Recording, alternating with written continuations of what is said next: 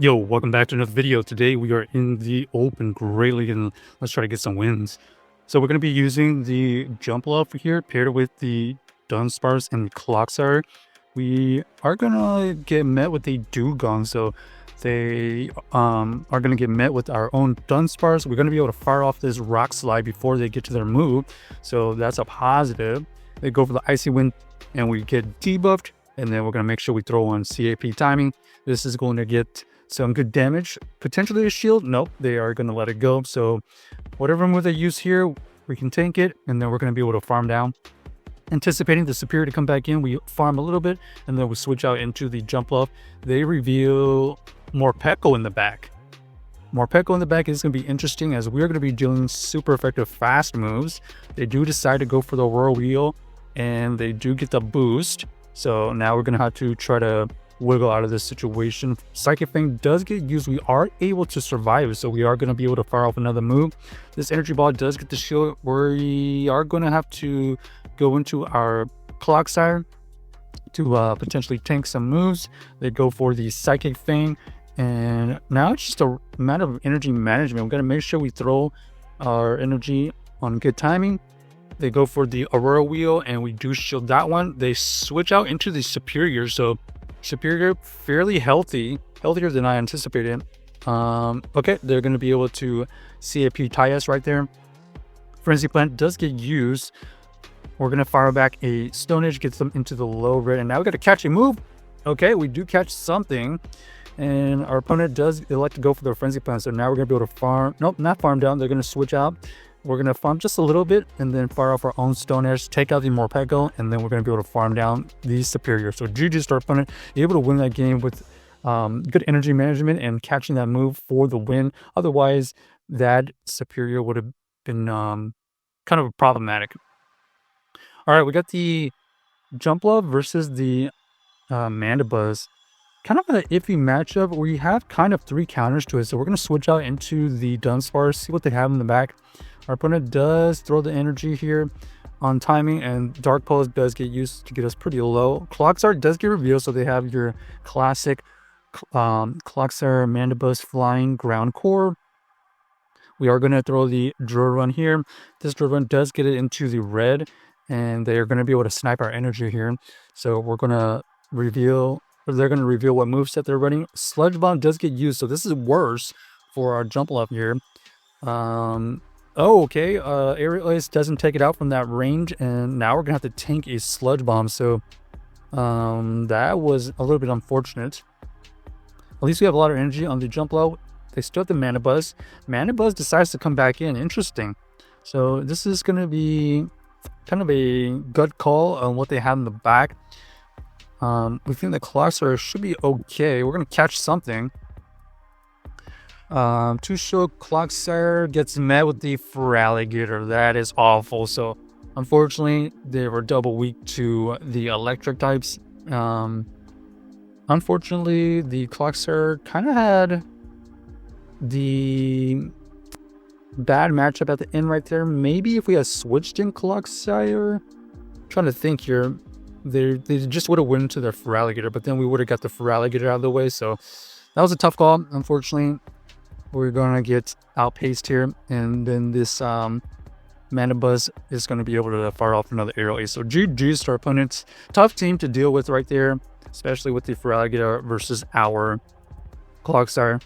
You know, if we didn't switch out, they would have their Feraligatr matched up where they wanted. So I guess it was as best as we could have hoped. All right, terrible lead there. It's another core breaker. That Sandslash is going to be able to force our hand. We go into the Dunsparce and we get met with the Marowak. So another counter to the Dunsparce. This Bone Club gets us into the low yellow. Let's see if we can get a shield at least. Okay, we do get a shield. Trying to get to another move, but they're going to be able to farm us down. That's horrible. You can see right here, they're going to potentially throw in Rock Slide. We do shield once, and then we could have caught right there, but we're just hoping that we're going to be able to just over farm here, and hopefully Clocksire is going to be able to take us home. We are going to see the Sandslash again, so we do have a little bit of energy advantage. We're going to fire off this energy ball, trying to get a debuff. No debuff, so we probably don't have a chance here. This Sandslash is going to be able to just quarter break, and they had a Gastrodon in the back, so there was just absolutely no way we win this matchup, especially since our Dunsparce couldn't quite flip the switch. So down goes our okay, well, we barely survived. I was gonna say down goes our Jumpluff right there, but they're gonna have to get to another move, but they can easily get to another one. So GG to our opponent. All right, we're gonna change it up just a little bit. We need to address the double ice weakness from the Jumpluff here, so we're gonna apply a little bit more coverage for the ice with the Annihilate. Now we got the Annihilate as our backline, so we do see the Corsa come in. We're gonna switch on to the Dunsparce. They wait a little bit and go into the Azumarill. So Azumarill is not necessarily the best counter to the Dunsparce, especially since we got a lot of extra energy. So we are looking okay. They didn't really want to see this Dunsparce. Playbuff does get revealed right there. Could have been Hydro, I think. So we are going to be able to get to at least another drill run. They are going to be able to survive it, and we unfortunately have to use a shield here, but that's okay. We're going to be able to flip the switch here, and we're going to see the Corsola come in. Galarian Corsola is going to throw the Pyro Gem, so huge damage and huge energy used right there. So we're kind of in a little bit of a sticky situation. Oh, they counter swap into their Bastiodon, and we have the absolute worst matchup for this Bastiodon. We're going to go for this Rage Fist here so we can ramp up our energy so that we can threaten more Rage Fist towards that Corsola. We do get the farm down, we tank the move, and now we see the Corsola come back in.